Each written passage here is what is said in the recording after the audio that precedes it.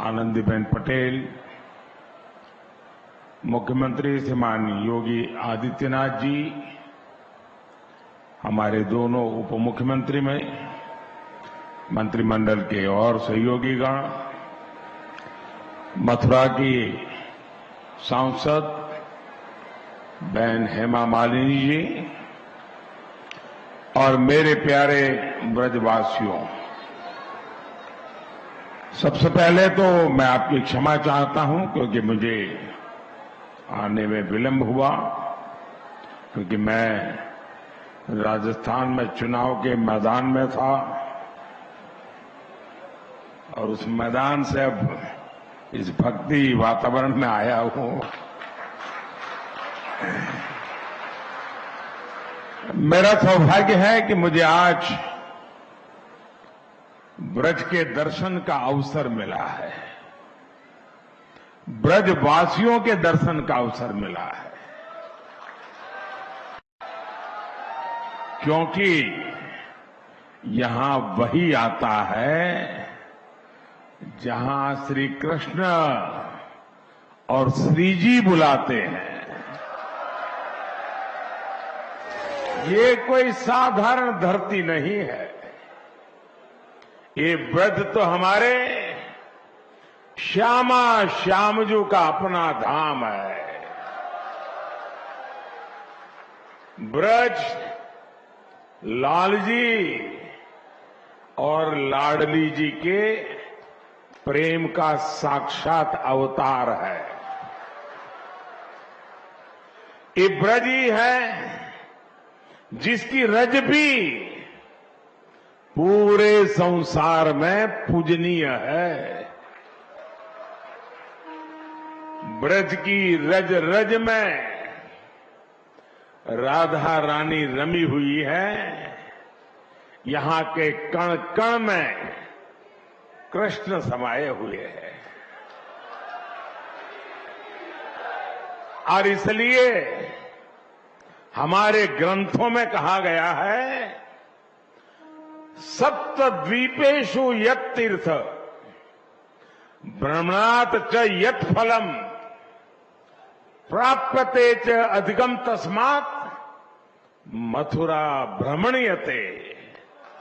अर्थात विश्व की सभी तीर्थ यात्राओं का जो लाभ होता है, उससे भी ज्यादा लाभ अकेले मथुरा और ब्रज की यात्रा से ही मिल जाता है। आज ब्रज रज महोत्सव और संत मीराबाई जी की 525वीं जन्म जयंती समारोह के जरिए मुझे एक बार फिर ब्रज में आप सबके बीच आने का अवसर मिला है। मैं दिव्य ब्रज के स्वामी भगवान कृष्ण और राधा रानी को पूर्ण समर्पण भाव से प्रणाम करता हूं। मैं मीराबाई जी के चरणों में भी नमन करते हुए ब्रज के सभी संतों को प्रणाम करता हूं। मैं सांसद बहन हेमा मालिनी जी का भी अभिनंदन करता हूं।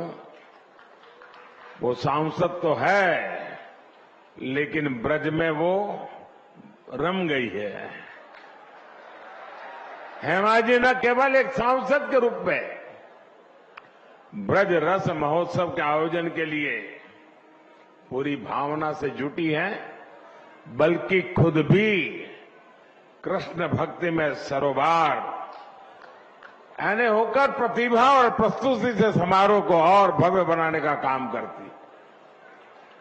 मेरे परिवारजनों, मेरे लिए इस समारोह में आना एक और वजह से भी विशेष है।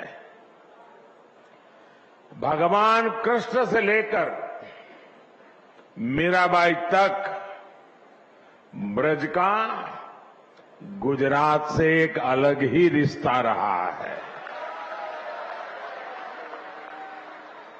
ये मथुरा के कान्हा गुजरात जाकर ही द्वारकाधीश बने थे और राजस्थान से आकर मथुरा वृंदावन में प्रेम की धारा बहाने वाली संत मीराबाई जी ने भी अपना अंतिम जीवन द्वारिका में ही बिताया था। मीरा की भक्ति बिना वृंदावन के पूरी नहीं होती है। संत मीराबाई ने वृंदावन भक्ति से अभिभूत होकर कहा था, आलीरी मोहे, आलीरी मोहे लागे वृंदावन निको, घर घर तुलसी ठाकुर पूजा, दर्शन गोविंद जी को। इसलिए जब गुजरात के लोगों को यूपी और राजस्थान में फैले ब्रज में आने का सौभाग्य मिलता है तो हम इसे द्वारकाधीश की ही कृपा मानते हैं। और मुझे तो मां गंगा ने बुलाया और फिर भगवान द्वारकाधीश की कृपा से 2014 से ही आपके बीच में आकर के बस गया, आपकी सेवा में लीन हो गया।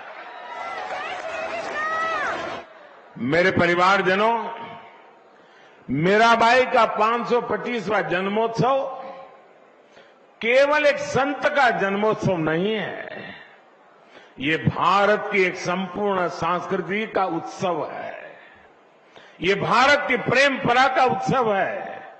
ये उत्सव नर और नारायण में, जीव और शिव में, भक्त और भगवान में अभेद मानने वाले विचार का भी उत्सव है, जिसे कोई अद्वैत कहता है। आज इस महोत्सव में अभी मुझे संत मीराबाई के नाम पर स्मारक सिक्का और टिकट जारी करने का सौभाग्य प्राप्त हुआ है। मीराबाई राजस्थान की उस वीर भूमि में जन्मी थी जिसने देश के सम्मान और संस्कृति के लिए असीम बलिदान दिए हैं। 84 कोस का ये ब्रजमंडल खुद भी यूपी और राजस्थान को जोड़कर बनता है। मीराबाई ने भक्ति और अध्यात्म की अमृत धारा बहाकर भारत की चेतना को सिंचा था। मीराबाई ने भक्ति, समर्पण और श्रद्धा को बहुत ही आसान भाषा, सहज रूप से समझाया था। मीरा के प्रभु गिरधर नागर, सहज मिले अविनाशी रे। उनकी श्रद्धा में आयोजित ये कार्यक्रम हमें भारत की भक्ति के साथ साथ भारत के शौर्य और बलिदान की भी याद दिलाता है। मीराबाई के परिवार ने और राजस्थान ने उस समय अपना सब कुछ झोंक दिया था। हमारी आस्था के केंद्रों की रक्षा के लिए राजस्थान और देश के लोग दीवार बनकर खड़े रहे ताकि भारत की आत्मा को, भारत की चेतना को सुरक्षित रखा जा सके। इसलिए आज का ये समारोह हमें मीराबाई की प्रेम परंपरा के साथ साथ उस पराक्रम की परंपरा की भी याद दिलाता है। और यही तो भारत की पहचान है। हम एक ही कृष्ण में बांसुरी बजाते कान्हा को भी देखते हैं और सुदर्शन चक्रधारी वासुदेव के भी दर्शन करते हैं। मेरे परिवारजनों, हमारा भारत हमेशा से नारी शक्ति का पूजन करने वाला देश रहा है। ये बात ब्रजवासियों से बेहतर और कौन समझ सकता है। यहां कन्हैया के नगर में भी लाडली सरकार की ही पहले चलती है। यहां संबोधन, संवाद, सम्मान, सब कुछ राधे राधे कहकर ही होता है। कृष्ण के पहले भी जब राधा लगता है तब उनका नाम पूरा होता है। इसलिए हमारे देश में महिलाओं ने हमेशा जिम्मेदारियां भी उठाई हैं और समाज का लगातार मार्गदर्शन भी किया है।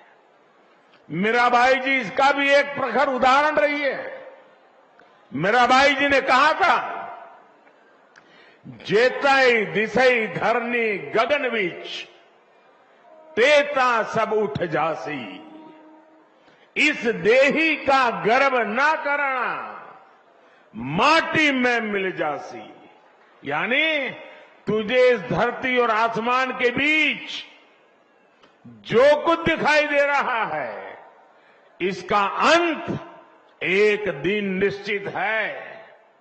इस बात में कितना बड़ा गंभीर दर्शन छिपा है, ये हम सभी समझ सकते हैं।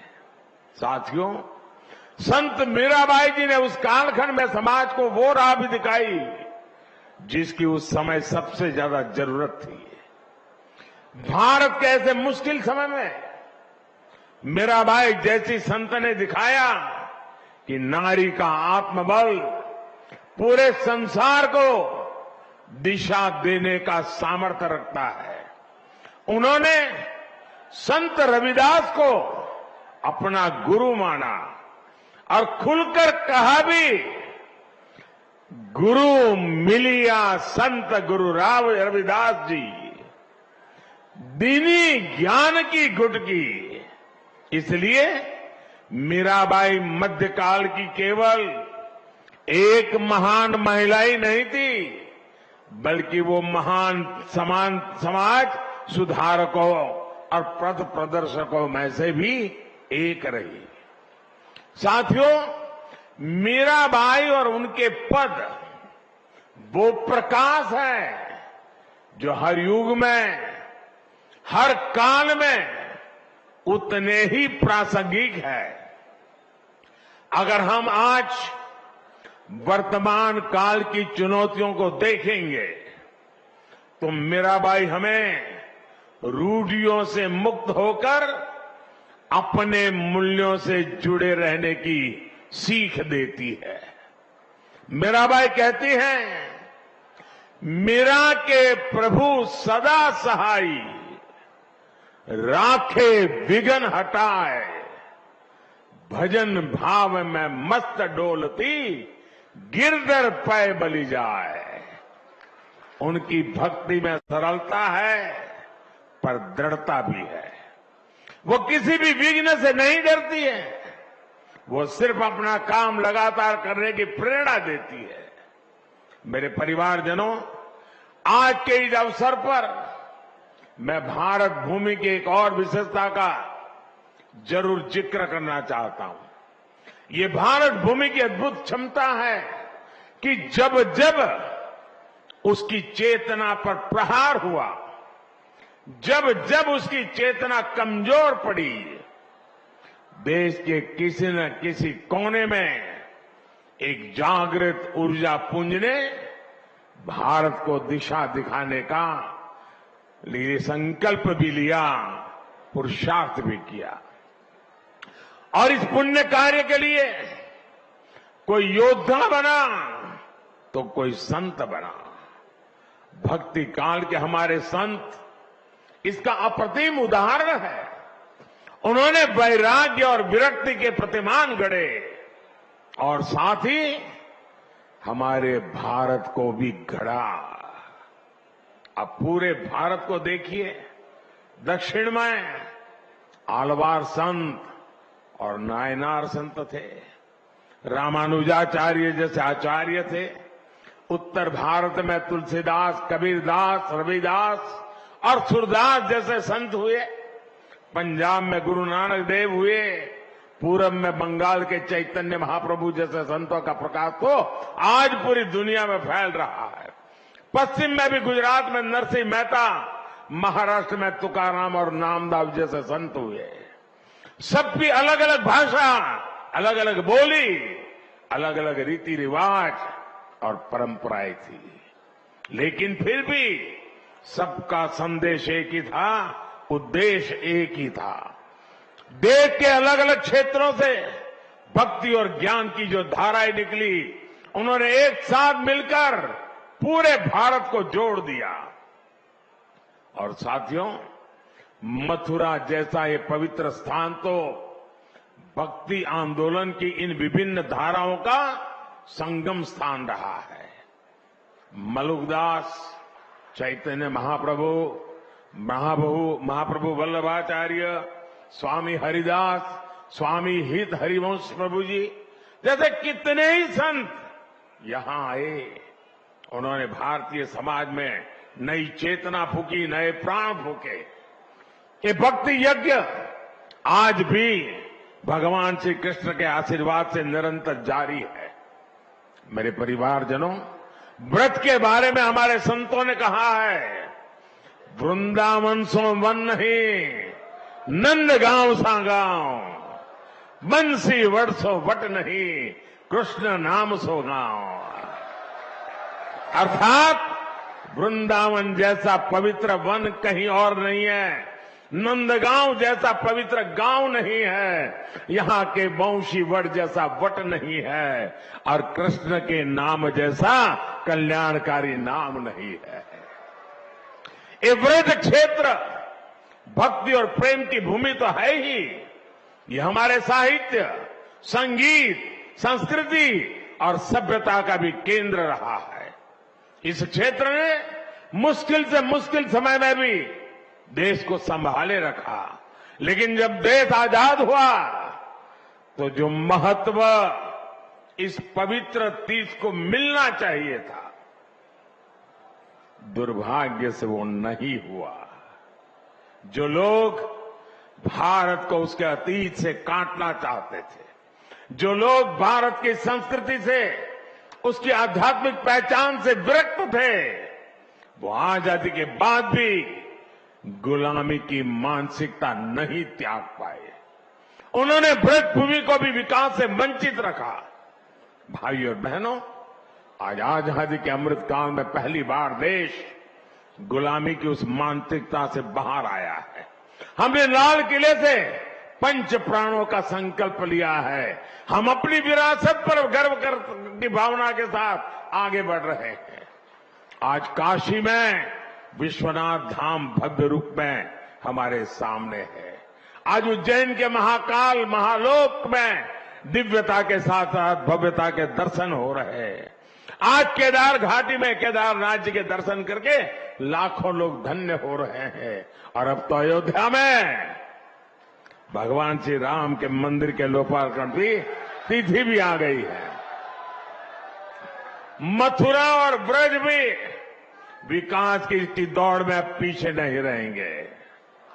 वो दिन दूर नहीं जब ब्रज क्षेत्र में भी भगवान के दर्शन और भी दिव्यता के साथ होंगे। मुझे खुशी है कि ब्रज के विकास के लिए उत्तर प्रदेश ब्रज तीर्थ विकास परिषद की स्थापना की गई है। ये परिषद श्रद्धालुओं की सुविधा और तीर्थ के विकास के लिए बहुत से काम कर रही है। ब्रज रज महोत्सव जैसे कार्यक्रम विकास की इस धारा में अपना प्रकाश भी बिखेर रही है। साथियों, ये पूरा क्षेत्र कान्हा की लीलाओं से जुड़ा है। मथुरा, वृंदावन, भरतपुर, करौली, आगरा, फिरोजाबाद, कासगंज, पलवल, बल्लभगढ़ जैसे इलाके अलग अलग राज्य में आते हैं। भारत सरकार का प्रयास है कि अलग अलग राज्य सरकारों के साथ मिलकर हम उस पूरे इलाके का विकास करें। साथियों, ब्रज क्षेत्र में देश में हो रहे हैं बदलाव, ये विकास केवल व्यवस्था का बदलाव नहीं, ये हमारे राष्ट्र के बदलते स्वरूप का, उसकी पुनर्जागृत होती चेतना का प्रतीक है। और महाभारत प्रमाण है कि जहां भारत का पुनरुत्थान होता है, वहां उसके पीछे श्री कृष्ण का आशीर्वाद जरूर होता है। उसी आशीर्वाद की ताकत से हम अपने संकल्पों को पूरा करेंगे और विकसित भारत का निर्माण भी करेंगे। एक बार फिर आप सभी को संत मीराबाई जी की 525वीं जयंती पर मैं बहुत बहुत शुभकामनाएं देता हूं, बहुत बहुत धन्यवाद देता हूं। राधे राधे, जय श्री कृष्ण।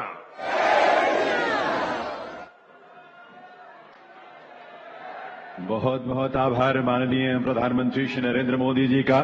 इन तमाम व्यस्तताओं के बीच भी समय निकालकर आज के इस कार्यक्रम में आपका शुभागमन हुआ है, यह हम सबके लिए सौभाग्य की बात। तो जिस तरीके से पीएम मोदी ने साफ कहा कि यूपी सरकार ने ब्रज तीर्थ क्षेत्र को लेकर लगातार काम वो कर रही है और इसे लेकर लगातार योजनाएं लाई जा रही है। हालांकि अलग अलग इलाकों में जिस तरीके से कान्हा की लीलाएं रही, चाहे वो राजस्थान का इलाका हो, हरियाणा का इलाका हो, सभी सरकारों से बात करके पूरे इस इलाके को विकसित किया जाएगा, इस बात का जिक्र उन्होंने किया है।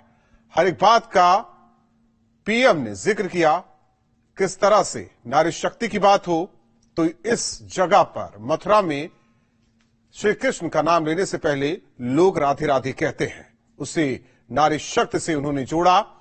साथ ही किस तरीके से उन्होंने कनेक्ट किया गुजरात और उत्तर प्रदेश को, इस पूरे इलाके को